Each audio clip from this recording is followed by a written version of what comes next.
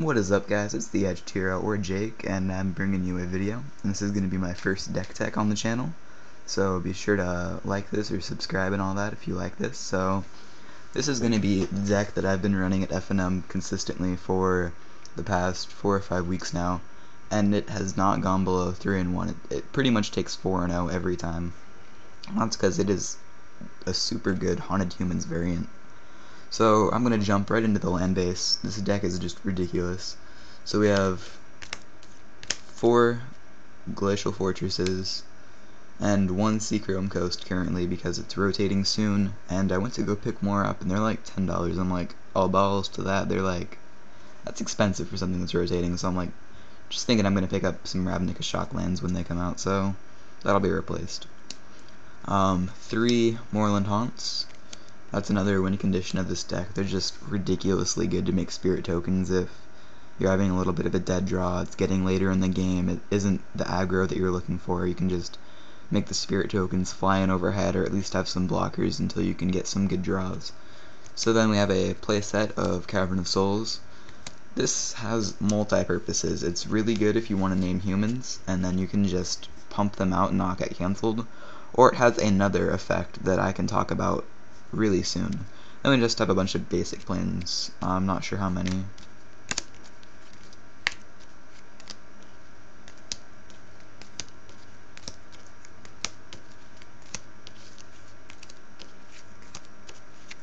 That's 13, so it's a pretty good mana base.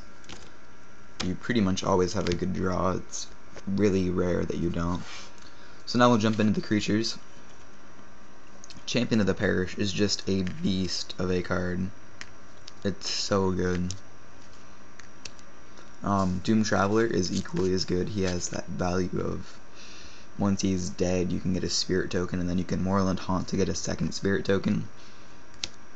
So I run 4 of him as well. Next is Thalia, and I have 1 more of her in my sideboard, but I run 3. And she shuts down every deck almost as much as this guy, the Grand Abolisher. He's ridiculous. I'm gonna miss him. I have 2 of him currently, but he shows up enough that he's relevant. Next is 3 Loyal Cathar. He is a great card. He has the Vigilance, and when he dies, so if there's like a Wrath effect, like a Day of Judgment, then he can recover from that and still be a 2-1, but he can't block, which is okay. Next is Silverblade Paladin. He's a 4 of. Used to be Mirror Crusader, but this guy he's so powerful and so good. He can make a champion that's swinging for 4 go for 8 on turn 3 or 4. It's just so good.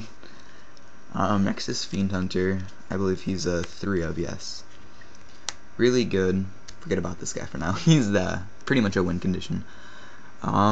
Fiend Hunter, though, is so good if you're playing against, especially red-green aggro. He's good for taking out mares. He's good for taking out especially the Huntmaster of the Fells. Like, any card that they put out, he shuts down. Next is Geist of St. Draft. He's a win condition in himself. He's so good. Just so good.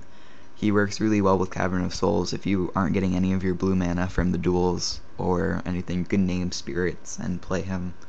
People usually don't see it coming. This deck isn't very popular. I think I'm the only one running anything like it, so people don't really know what to expect if you just name spirits. So he's a playset of. And finally, no, not finally, there's still more. I run 2 Hero Bladehold. Just another win condition. I'm gonna miss her too. The battle cry is really relevant. More tokens are always relevant, especially since they are 1/1, but they're white. That's pretty relevant coming up. And finally is Riders of Gavony. He doesn't get played much because he's a 1 of. He's a singleton. But when he gets played, he is so good. I'm usually playing just red-green is super popular, that and Delver. So I can either name spirits and just have protection from all of those tokens and like mirror match Geist of St. Drafts, or I can name giants, and the Inferno Titans and Primeval Titans that are so popular are no longer a threat. So I have more to cite in and this guy is, I can only see him going up in value because he's so good. I think he's really undervalued right now. So now I'll go into the enchantments and whatnot. Like I said, this is pretty much a mono white deck. Just a little bit of splashing for the Geist and Moorland Haunt. So Honor of the Pure is really good just to give everybody that +1/+1 counter. Then Gather the Townsfolk. Like the ideal starting hand and just game would be like a turn 1 Cavern of Soul to a Champion of the Parish, then turn 2 Gather the Townsfolk, turns 3 Geist of St. Traft, and just swing in for a bunch. So I run 3 Gathers just for the token pumping. And finally is one of my favorite cards. The card just has beautiful, beautiful artwork. It's really poor quality on my phone right now. But this is Angelic Destiny, and this card wins games just like no other. +4/+4, flying, first strike, and is an angel. And when the enchanted creature dies, return it to the hand. The only card that can rival this is Acidic Slime, and that's only happened a few times, so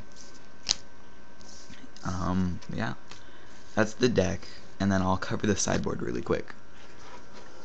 Now this is still definitely a work in progress. You can see they got shot right there. It's good for Delver. So I run a playset of Oblivion Ring in the sideboard. It is so relevant against Batterskull or anything really. I'll side that in more often than not. So for those, Apostle's Blessing is kind of iffy, but it's really good just for protection. A 4th Thalia for blue-black control. There's 2 guys there on it. Another Gather.